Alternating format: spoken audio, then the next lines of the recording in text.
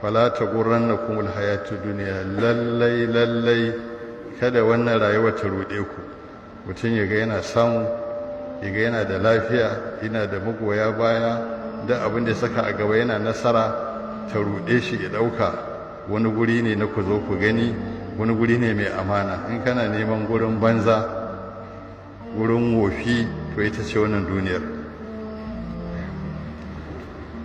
Wannan gurin hadarinsa ba kankani ba ne. Yanzu nan zai ba da mutum wanda duk ta ɗaukaka. To Bahaushe yana cewa idan ta tsakiyar ka yake a nan, waya ɗaya na kallon sama. Ta dai kar magana ta makaratu ne, kuma ɗanta ɗaya ya ɓata, tana ta wawuke ina za ta samo shi. In ta samo shi ba za ta iya gani ba, sai ta hau da shi sama can, ta kai shi daidai idanta, to a nan ne za ta gane ɗanta ne ko ba ɗanta ba ne. Duk wanda yake ɗaukaka a duniya, to kai ya kuskure saki jiki ba ɗanta ba ne. Tana sama ran da ta kai shi can, ta gaba nata bane, za ta tandara shi da ƙasa, kakkarya ƙashin baya da na haƙarƙari. Shikenan ya zama ka allam ta gana bil ams, ko ba ta bayin sa baje. Kawalwai ne ya ce, to Allah ce kar ku kuskure ta roɗe ku. Mai lafiya ko mutum a haife shi ana ƙarami, yana girma sai kawo ƙarfi.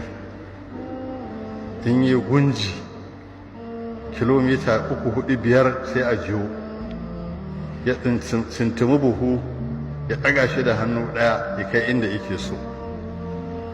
Amma ana tafi inda duniya ce, sai dinga baya, shikenan sai waye gari bawalinsa ma ba zai iya kashe banɗaki ba, ko ba yanda zai iya kare kansa daga wannan inda ya rayu. Ko a nan Kano mun gani mutanen da suka yi shuhura a unguwar Fage.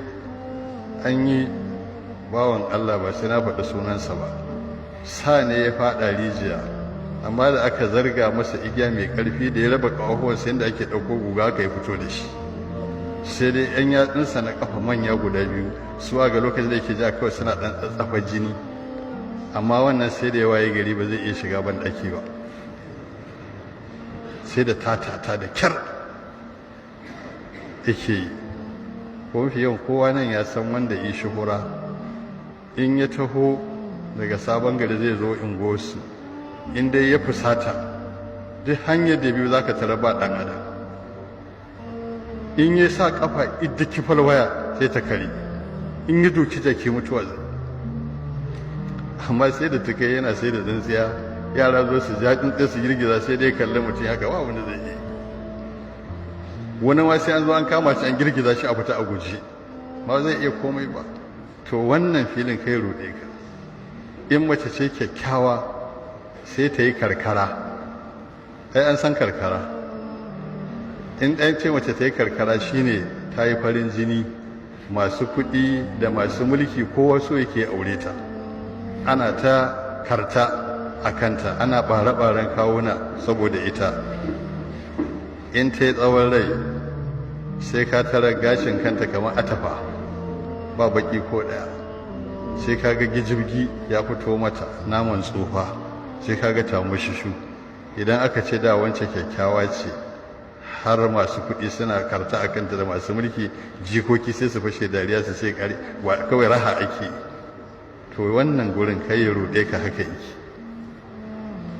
Akwai mutumin da a nan Kano shi ma kuɗi ya yi daga Legas zuwa Kano jirgin ƙasa, duk targon nan baya ɗaukan kayan kowa sai nasa shi kaɗai. Amma ran nan